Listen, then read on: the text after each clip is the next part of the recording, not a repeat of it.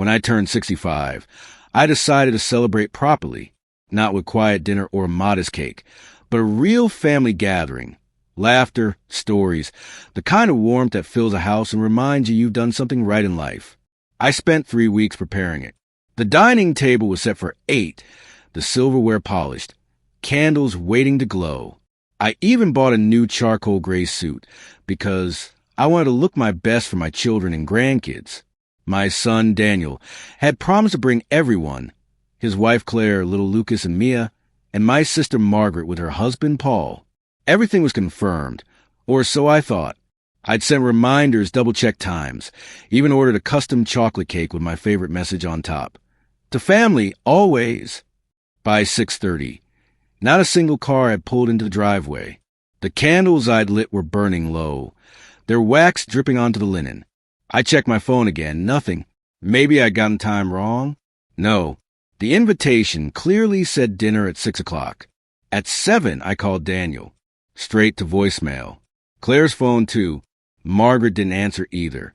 I told myself there must have been traffic or a misunderstanding, but by 8 I knew they weren't coming.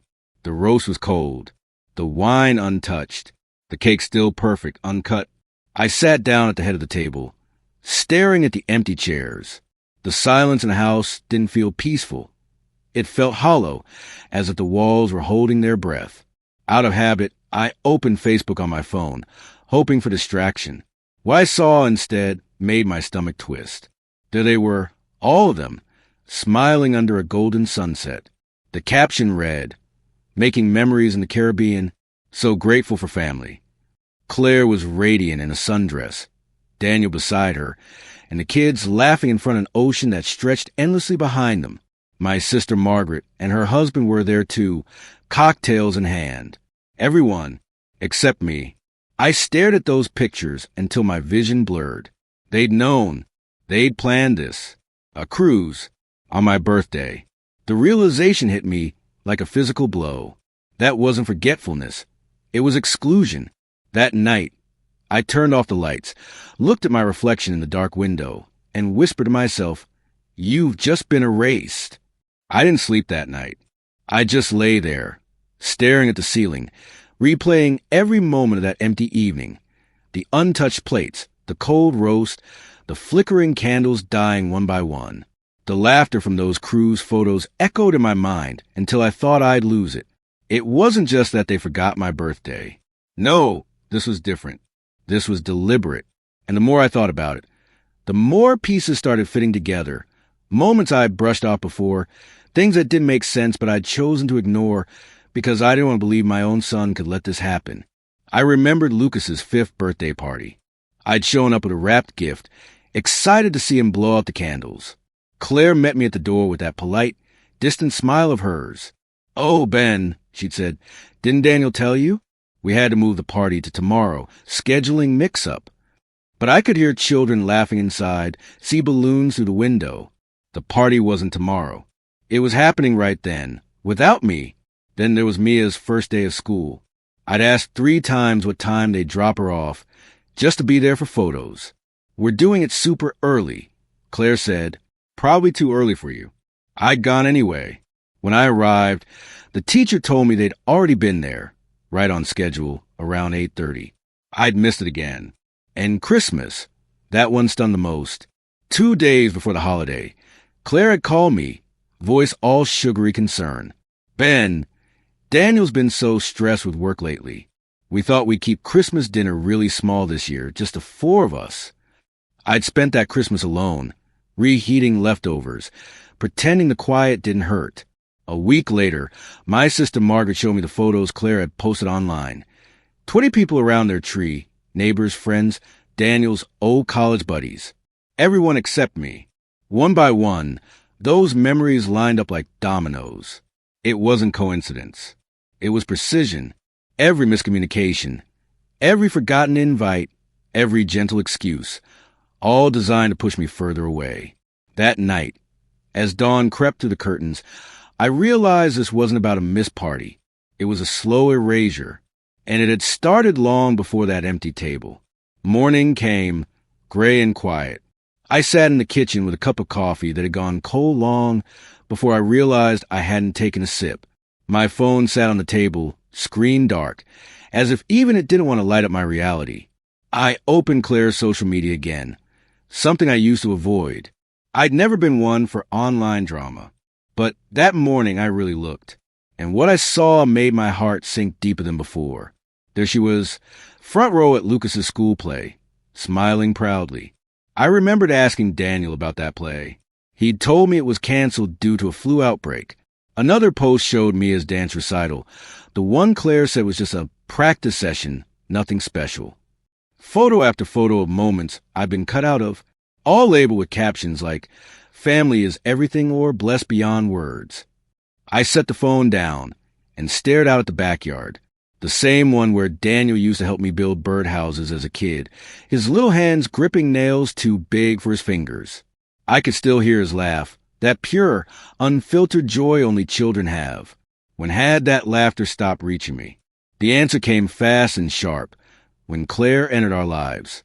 Before her, Daniel called me twice a week. We had dinner every other Sunday, just the two of us. He'd ask my advice about work, share updates about the kids, or talk about the latest book he was reading. After Claire, that closeness faded, slowly at first. So gradually I didn't notice until it was gone. Claire's been planning these special family nights. Daniel had once said. She loves keeping weekends just for us. Then phone calls became less frequent. Birthdays reduced to texts, conversations shortened to check-ins. But it wasn't what she said that hurt. It was how she operated in silence. She never insulted me. She didn't have to. Instead, she'd plant little seeds in Daniel's mind. Your dad's been looking tired lately. Maybe he's lonely. It might be too much pressure for him to babysit the kids again. He seemed confused when I saw him at the store. I worry he's not managing well alone. Subtle, calculated, poised and dressed as concern. And Daniel, my trusting, loyal son, absorbed every word. That morning, I finally saw it. Claire wasn't just excluding me. She was replacing me. 2 days after that realization, my phone rang. I didn't recognize the number, but something made me answer anyway. "Hey, Dad." Daniel's voice burst through the line, cheerful, carefree. It hit me with a strange mix of joy and pain. "Just want to call and wish you a happy belated birthday." My throat tightened. Belated. I forced a smile into my tone. "Thanks, son." I saw the cruise photos. Looked like everyone had a great time. "Oh, good. Yeah. Claire's been posting like crazy," he laughed. "The kids loved it. Lucas learned to snorkel, and Mia made a friend from Texas. You would have loved it." I swallowed hard. Would I? "The trip was pretty last minute," he added, his voice still light. "Claire found a deal and just booked it. Total surprise." A surprise. Booked on my birthday.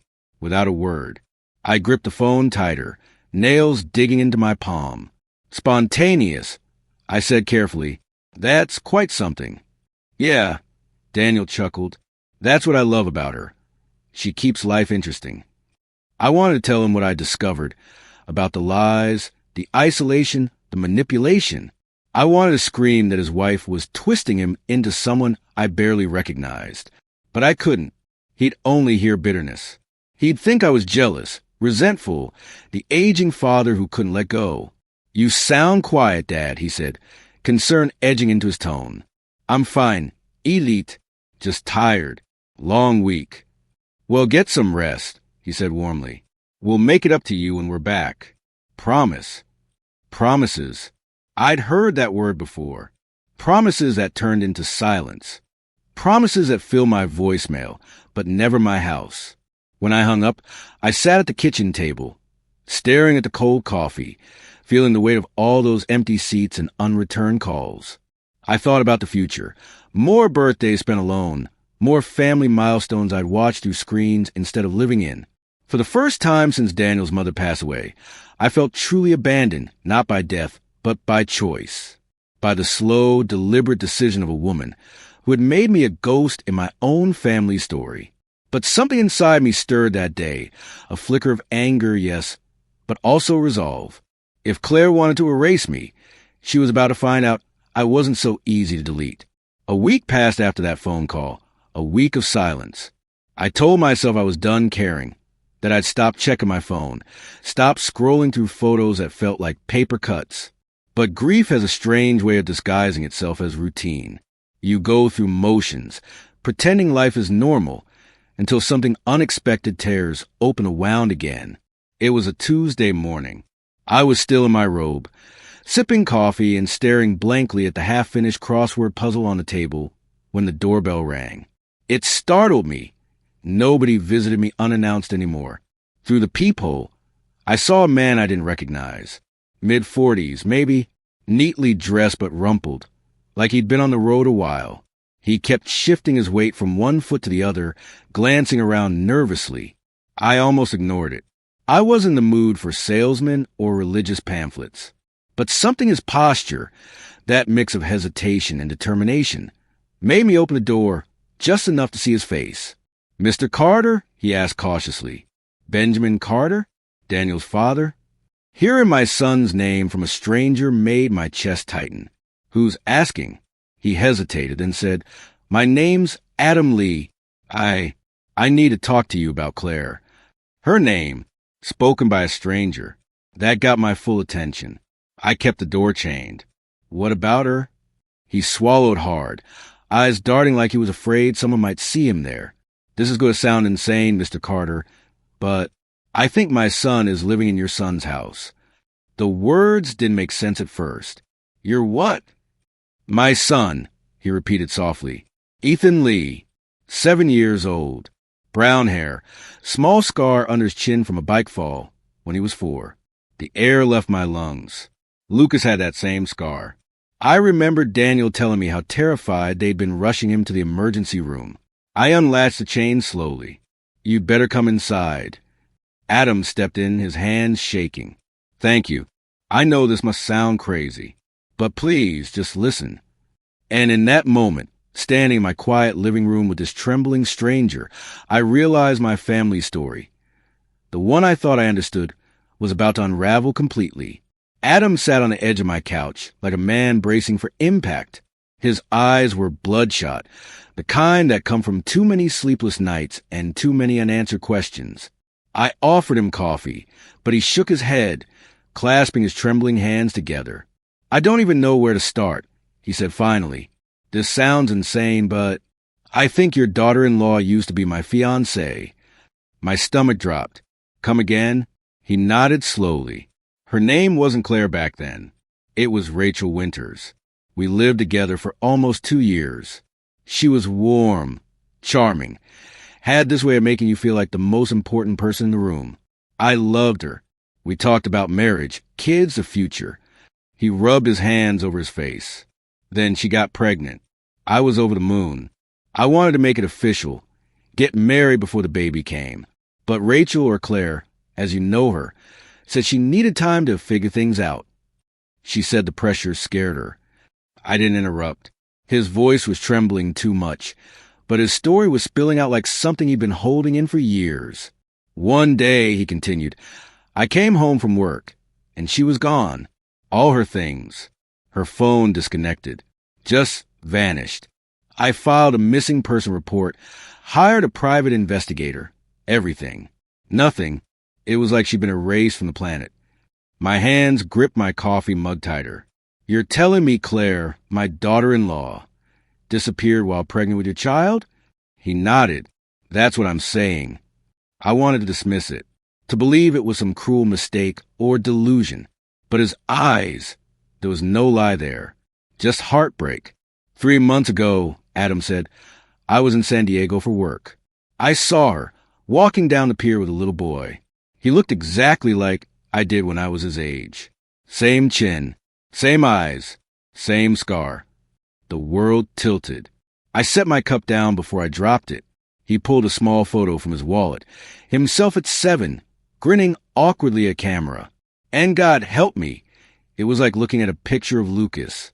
"Mr. Carter," he said quietly, "I believe that little boy in your family photos is my son." For a long moment, neither of us spoke. The only sound was the ticking of the old wall clock behind me, every second landing like a hammer. I stare at the photograph in Adam's trembling hands. That child, the crooked smile, the dark eyes, the tiny scar on the chin, it wasn't just resemblance. It was replication. You realize what you're saying? I asked finally, my voice lower than I expected. I do, he said. And believe me, I didn't want to. I tried to convince myself it was coincidence. I wanted to let it go, to leave her in the past. But I couldn't, not after I saw him. He reached into his coat pocket and pulled out a sealed manila envelope. His fingers shook as he held out to me. What's this? Proof, he said. I managed to get a sample of the boy's hair.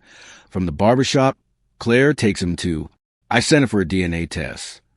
My heart kicked hard in my chest. You tested. Against my own DNA, Adam finished. I got the results yesterday. I hesitated before taking it. The envelope felt heavier than paper should, heavier than truth should. Before I could open it, he spoke again. I need you to understand something before you look. I'm not here to destroy anyone's life. I don't want to take the boy away from Daniel. I can't keep living not knowing. His voice cracked on the last word. I tore the envelope open slowly. The paper inside was thin, printed with clinical detachment that didn't match the weight of what it said. I scanned the lines once, then again. Probability of paternity, 99.7%. I set the paper down, my hands trembling. So it's true. Adam's eyes filled, but he didn't look surprised. Yeah, he whispered. It's true. I leaned back in my chair, the world blurring around me. That sweet boy, the one who'd call me Grandpa Ben, who'd hug me after soccer games, whose laughter used to fill my house, wasn't my grandson, not by blood. Claire had built an entire life, an entire marriage, on that lie. And now that I knew, nothing in our family would ever be the same. Adam sat there watching me, waiting for a reaction. I think he expected rage or disbelief, or maybe for me to throw him out. But all I felt was a numb, hollow ache spreading through my chest. How long have you known for sure? I finally asked. Since yesterday, he said softly. But I've suspected for months. He reached into his coat again and pulled out more papers, photos, documents, pieces of another life. I hired a private investigator after I saw them at the pier. I needed to understand who she'd become and what she was hiding. I stared at the folder. What did you find? He sighed. Her name's not Claire Mitchell. Her real name is Rachel Winters. Born in Ohio, raised in foster care. No family, no history. She's been married twice before, both short, both ending with generous settlements. I blinked, trying to absorb it all. So this isn't the first time? He shook his head. No, same pattern every time. She finds a man with stability, someone decent, trustworthy, moves fast, marries him, isolates him from friends and family, and when it starts falling apart, she disappears. Always just before her lies catch up to her. I thought back to Daniel, my kind, gentle son, always trusting, always believing the best in people. He'd have been easy prey for someone like her. She used my son, I said quietly, my voice shaking with anger. She got pregnant, left you, and convinced Daniel the baby was his. Then she built her life around that lie. Adam nodded grimly. That's what the timeline shows. She left me about 2 months pregnant. If she met your son soon after, it fits perfectly. I rubbed my temples, feeling the weight of 7 years crashing down on me. The quick engagement, the rushed wedding, how she insisted on keeping things small and intimate. I thought she was shy. Turns out she was hiding. My heart ached for Daniel. For the day he'd realized his entire marriage was built on manipulation. What are you going to do with this? I asked Adam quietly. He looked at me with tired, resolute eyes. I don't want to ruin him. Or the boy. I just want the truth out in the open. I think you're the only one who can help me do that. The room felt smaller after Adam left, as if the walls were holding their breath right along with me. I sat there for what felt like hours. The DNA report spread out on the table under the yellow light of the kitchen lamp. The words didn't change no matter how many times I read them. 99.7% probability. I'd raised Daniel to be honest, to value trust above everything. And that was exactly what had made him vulnerable. Claire, Rachel, whatever her name was, had seen that. She'd seen his goodness and turned it into her weapon. I picked up the investigator's folder Adam had left behind. Inside were photos, names, and timelines, each one connecting her to a man she'd left behind. There was even a copy of her first marriage certificate. Rachel Winters and Robert Kane, married 2010, divorced 2012. Another one, Rachel Winters and James Porter, married 2014, divorced 2016. Both men paid hefty alimony. I flipped through the pages, heart thudding faster with every new revelation. Each man described the same story. She'd been perfect at first, loving, attentive, almost too good to be true. Then came the distance, the manipulation, the quiet undermining of their confidence, until finally she vanished. And then I found a line in the report that made my blood run cold. Subject used variations of her name: Claire Mitchell, Clara Winters, Rachel Kane, to remarry or start new lives without detection. She wasn't just lying. She was erasing herself, reinventing each identity as she went. My thoughts kept circling back to Daniel and the kids. To Lucas, God, what would this do to him? He was innocent. None of this was his fault. And Mia, she was born years later, after the marriage. She really was Daniel's child. That made things even more twisted. Rachel had created one child out of deceit, then another to cement the illusion, a living timeline of her manipulation.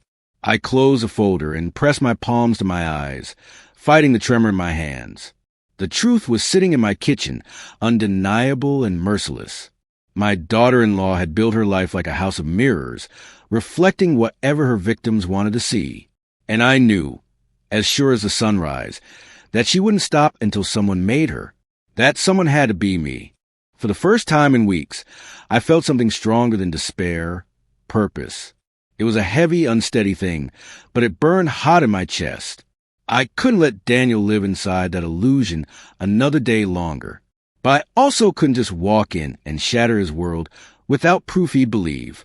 I needed to move carefully, for his sake, for the children's, for the truth to actually matter. I called Adam the next morning. He answered on the first ring. I'm in, I told him. We're going to end this. He didn't sound surprised, just relieved. I figured you'd say that. I've been thinking about how we can handle this without hurting the kids too much.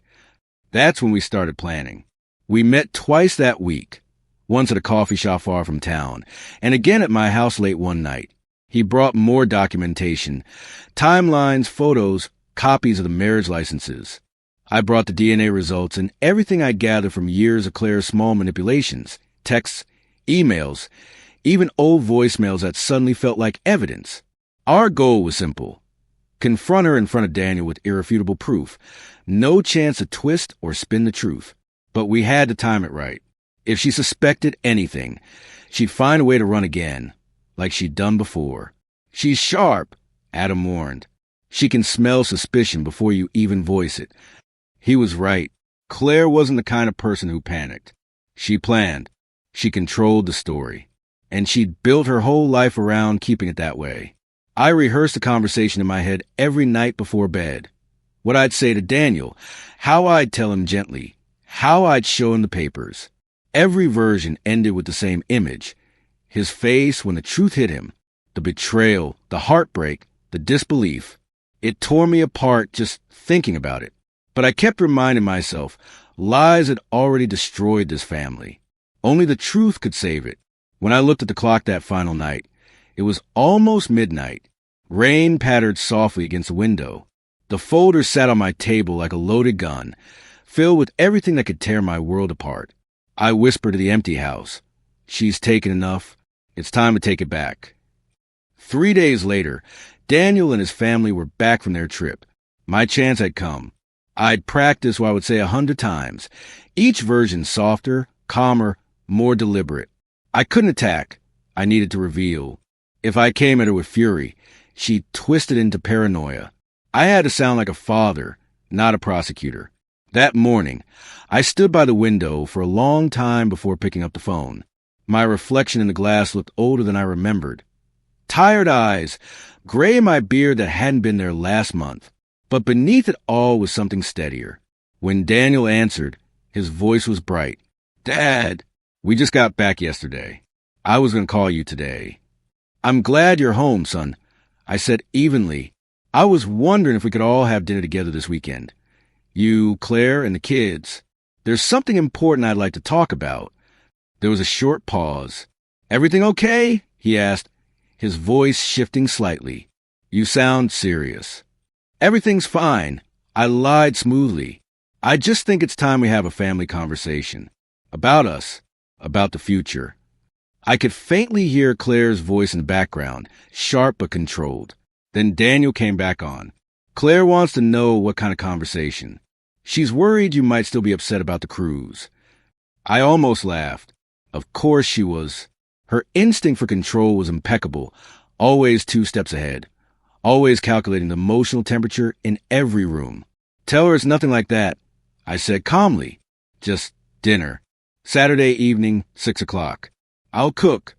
He hesitated. Let me check with her. The word stung more than I wanted to admit. When had my grown son started needing permission to see his own father? 2 hours later, he called back. Saturday works, he said. We'll bring dessert. Perfect, I told him, looking forward to it. When I hung up, I just stood there, phone in hand, staring at the empty space in my kitchen. Saturday. That was it. The day everything would either fall apart or finally make sense. I walked to the table, where the manila folder lay beside the DNA report. The proof, the truth, the end to her lies. Under my breath, I whispered, this time, she won't see it coming. Saturday arrived gray and damp, the kind of evening where the world feels like it's holding its breath. I woke early, my nerves wound tight, but steady. If this was going to be the last dinner we ever shared as a family, I wanted it to begin gently, the calm before the explosion. I spent the day cooking Daniel's favorites. Roast beef slow-cooked with garlic and rosemary, mashed potatoes whipped until smooth, and apple pie cooling on the counter. The smell filled the house, a reminder of better times, of birthdays and holidays before deceit took root. At exactly 6, the doorbell rang. I wiped my hands, took a deep breath, and opened the door. Claire, or Rachel, as I now knew her, looked immaculate. Cream-colored dress, subtle makeup, hair styled to effortless perfection. She carried herself like a woman who believed the world existed for her approval. Daniel followed, a step behind her as always, looking tired but smiling. The kids rushed in, laughing, holding small gifts they'd made for me. For a moment, just a moment, I let myself love them without the shadow of truth. Grandpa, look, Lucas shouted, holding up a drawing of a big family dinner table. I nearly broke down right there. After hugs and small talk, we sat down. Conversation flowed easily at first. Travel stories, jokes about bad airplane food, little updates about the kids. Claire led every exchange, her voice smooth and musical. She was good at this, the performance of normalcy. But as I watched her, I noticed what I hadn't before. The subtle way she redirected every topic, kept Daniel quiet, kept the focus where she wanted it. When Lucas began telling a story about how he missed me on the cruise, she cut in immediately. Oh, sweetheart, remember how Grandpa said he doesn't like boats? We didn't want to make him uncomfortable. I smiled politely, playing my role. Yes, of course. Thank you for thinking of me. She relaxed, reassured. Dinner went on. The kids laughed. Daniel looked at peace for once, and I felt like an actor in a play whose final scene was about to begin. When the plates were cleared and dessert was finished, I looked at Daniel and said quietly, "There's something we need to talk about." Claire froze just slightly, but I saw it. The mask slipped for half a second. The storm had finally arrived. The kids were still giggling in the living room, their laughter soft and distant, like an echo from another world, one that hadn't yet been broken by truth. In the dining room, the air thickened until even breathing felt deliberate. Daniel looked uneasy, sensing the change in me. "Dad?" he asked carefully. "What's going on?" I folded my hands on the table, trying to steady them. "This is about family," I said quietly. "About honesty. about knowing who we really are. Claire's expression was polite, but I saw the faintest flicker of tension around her eyes. That's a rather serious topic for after dinner, she said, her voice calm, rehearsed. Maybe, I replied, but it's long overdue. I reached for the manila folder sitting beside my coffee cup and set it gently between us. Daniel frowned. Claire's eyes followed the movement like a hawk watching for danger. What's in there? Daniel asked. The truth, I said simply. I opened the folder, pulled out the DNA results, and laid them on the table. These are paternity test results for Lucas. For a heartbeat, no one moved. The clock ticked once. Twice. Daniel blinked, confused. Paternity test? Claire's chair scraped as she stood up abruptly. This is insane, Ben. Where did you even... Sit down, Rachel. The name struck her like a physical blow. Her face drained of color. She opened her mouth, but no words came out. Daniel looked between us, completely lost. Dad, what did you just call her? Rachel Winters. I said, my voice steady. That's her real name. She's been married twice before. Both times ended when the lies caught up to her. Daniel, don't listen to this, Claire said quickly, her voice trembling now. He's confused. He's sick. Lucas was born 7 months after you met. I cut in. You thought he was premature. He wasn't. He was right on time for her pregnancy with Adam Lee. Daniel's face went pale. His shaking hands reached for the papers. He read the test, eyes darting over the words again and again, until they finally stopped on the line that shattered him.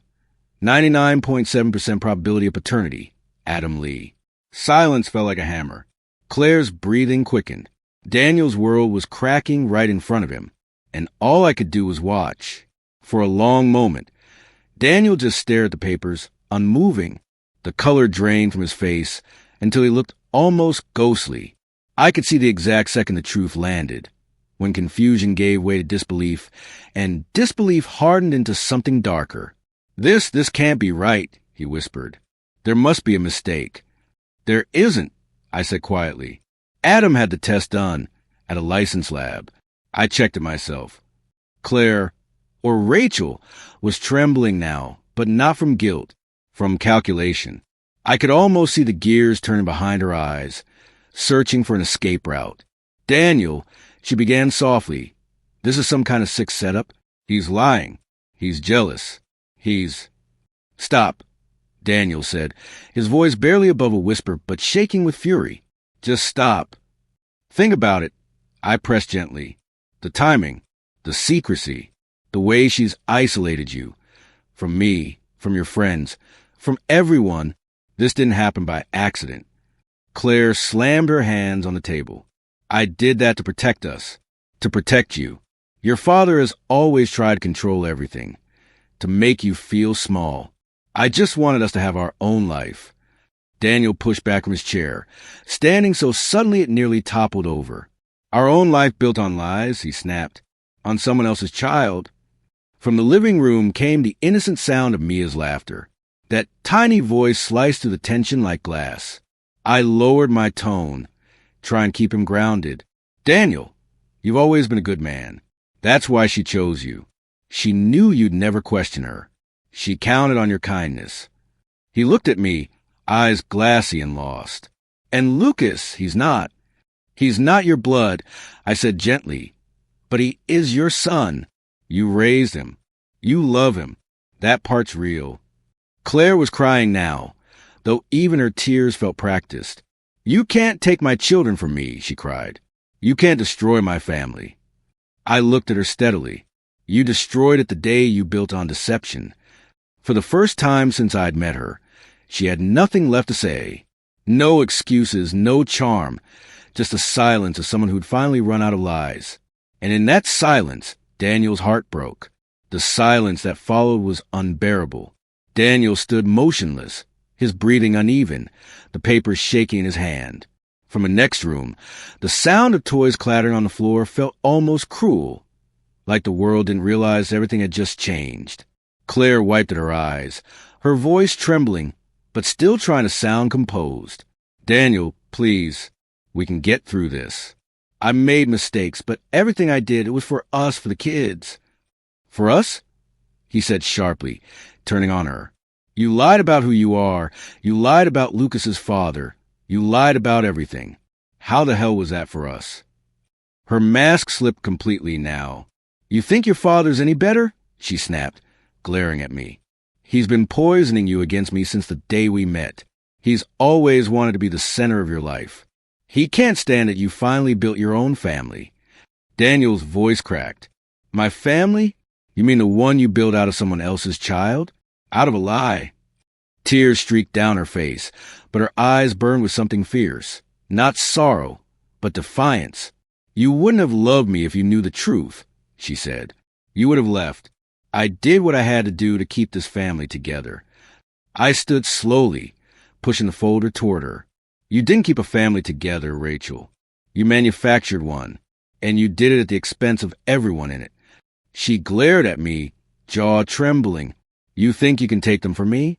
I met her gaze without blinking. No, but you've already lost them. That broke her.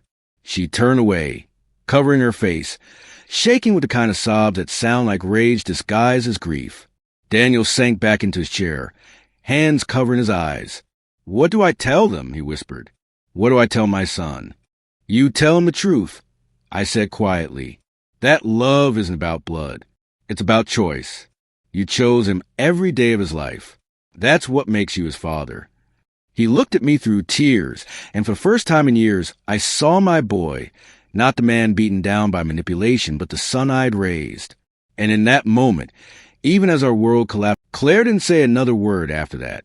She stood there, staring at the floor, her hands trembling as if she wanted to speak, but couldn't find a lie strong enough to stand on. Daniel sat slumped in his chair, shoulders hunched, face hidden behind his hands. I could almost hear the sound of his faith breaking. Then, from the living room, Lucas's small voice cut through the silence. Daddy, can we have ice cream now? Daniel froze. For a long moment, no one moved. Then he stood slowly, forcing a weak smile that didn't reach his eyes. Yeah, buddy, he said hoarsely. Just a minute. When Lucas's footsteps faded, Daniel turned back to Claire. His expression was different now, calm but cold. You're going to tell me everything, he said. Every lie, every truth, every detail. No more secrets. Claire's lip trembled. Daniel, please. Not for me, he interrupted. For them. For our kids. She shook her head, tears spilling freely now. I never meant to hurt you. That's the thing about lies. I said quietly. They hurt, whether you mean them to or not. She turned toward me, eyes red, voice low but sharp. You think you're some kind of hero, don't you? You couldn't stand that I replaced you, that Daniel stopped calling you for every little thing. You wanted to ruin me. I didn't answer. I just looked at her, really looked at her, and saw it all clearly for the first time. Beneath the charm, beneath the tears, there was nothing but fear, not of losing Daniel, but of losing control. Daniel picked up the papers again, gripping them so tightly they crumpled. This ends tonight, he said, his voice steady now. No more lies. No more manipulation. We'll talk to lawyers. Figure out what happens next. But I'm done living in your story. Claire turned toward the door, her voice cracking. If you take those kids from me, I swear. He cut her off. You already took enough. She didn't look back as she walked out, slamming the door behind her. The echo lingered in the house long after she was gone. Daniel sat down slowly, his head in his hands again. She's gone, he whispered. I put a hand on his shoulder. No, I said softly. We're free.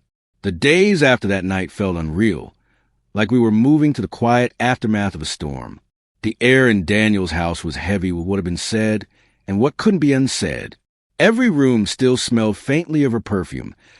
Every photo on the wall, a lie waiting to be taken down. Claire, or Rachel, had vanished by morning. She packed her things while Daniel was at work and left no note, no explanation, just absence. I wasn't surprised. Running was her specialty. But this time, she left behind something she couldn't replace. Her children. For Lucas and Mia, it was confusing. For Daniel, it was devastating. He called me that first evening after she disappeared. His voice was quiet, stripped bare. "Dad, can you come over?" When I arrived, he was sitting on the floor with Lucas asleep in his lap, and Mia curled against his side, clutching her stuffed rabbit. He looked up at me like a man barely holding it together. "What do I even tell them?" he whispered. "You tell them she had to go away for a while," I said gently. "You tell them you love them. You tell them they're safe." We sat like that for a long time, the three of us in silence, broken only by the rhythmic breathing of the kids. Eventually, Daniel looked at me and said, "You know, I used to think she made me better." "She made you smaller," I said softly. "Now you can start being yourself again." The next few weeks were rough. The kids cried at night, asking for their mother. Daniel tried to stay strong, but I'd hear the exhaustion in his voice every time he called. I visited daily, helping with meals, helping get the kids ready for school, try to rebuild something that had been systematically dismantled for years. Then one evening, as I was tucking Lucas into bed, he looked up at me with sleepy eyes and said, "Grandpa, are we still family?" I swallowed hard. "Yes, buddy," I said, smoothing his hair. "We're still family, just a different kind of one." He smiled faintly. "Okay, I like this kind better." That night, as I turned out the lights, I realized something. The storm had passed. The damage was done. But we were still standing. And that meant we could start again. 6 months later, the house that once echoed with tension now hummed with life again. The kids' laughter filled the rooms. Not strained or hesitant this time, but real. There were no more careful pauses before speaking. No more checking glances for approval. The air was lighter, like the walls had finally exhaled. Daniel had changed too. The constant weight that used to sit on his shoulders was gone. He smiled more, slept better, and finally started talking about things beyond survival, work, hobbies, even travel. The man I'd raised, the son I'd almost lost to someone else's manipulation, was finding his footing again. And then there was Adam. At first, I wasn't sure what role he'd play in all this, but he handled it with grace I hadn't expected. After legal discussions and long talks with counselors, the truth was made official.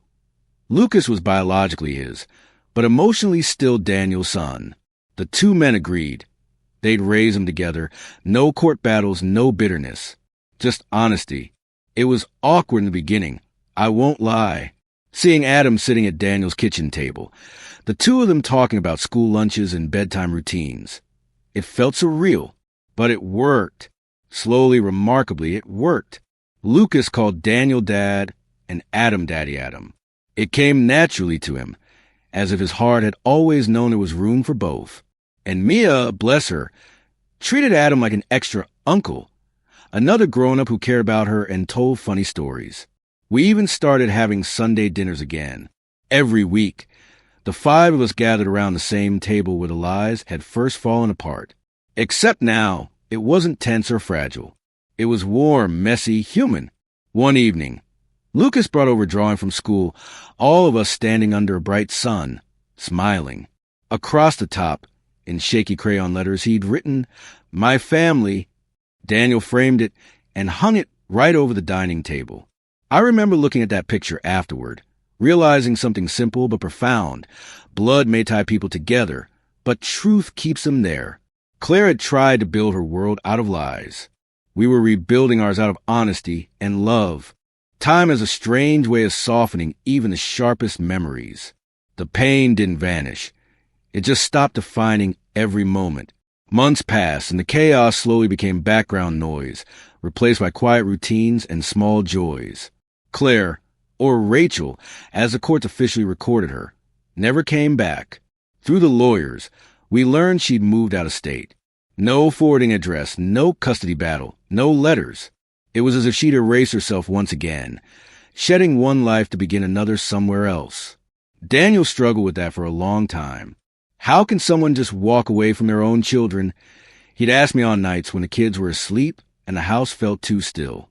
There are people who run from truth their whole lives. I'd tell him, but you didn't. That's what matters. He'd nod, but I could see the ache in his eyes, not for her, but for the years he'd lost believing in something that wasn't real. One afternoon, I found him in the garage sorting through old boxes. Photos, cards, wedding keepsakes, all remnants of a story that had ended. He held up one of their wedding pictures, staring at it for a long while. "You know," he said, "I used to think this was the happiest day of my life." "It wasn't a lie for you," I said quietly. "That counts for something." He smiled faintly. "Maybe, but I think the happiest days are still ahead." After that, he packed the photo away and didn't look back. The kids grew stronger too.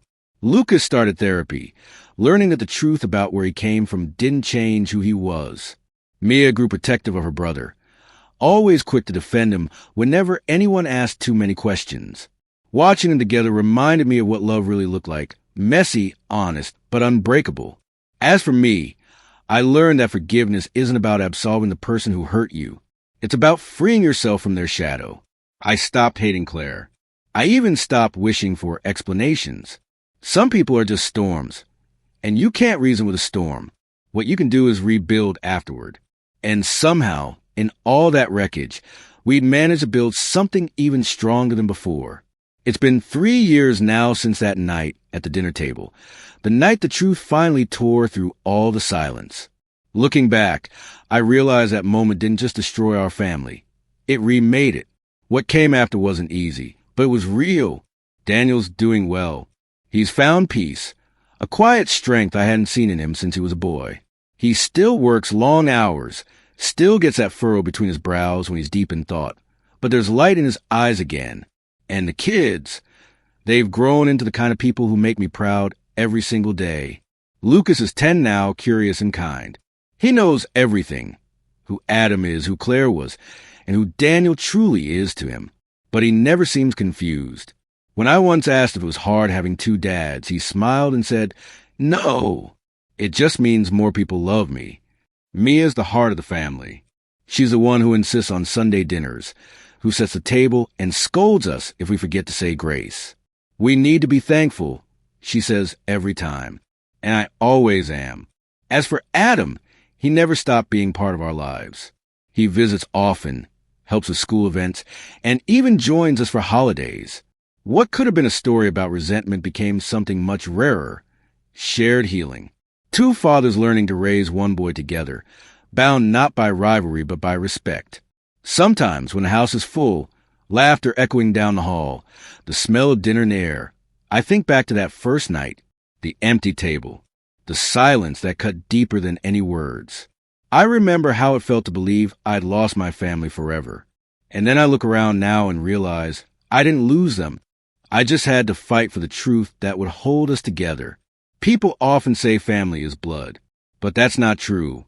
Family is choice. It's forgiveness. It's the courage to face what's broken and build something better. I tell this story now not out of bitterness, but gratitude. Because sometimes the worst kind of heartbreak leads you to the kind of love that lasts. And that's the story I choose to tell.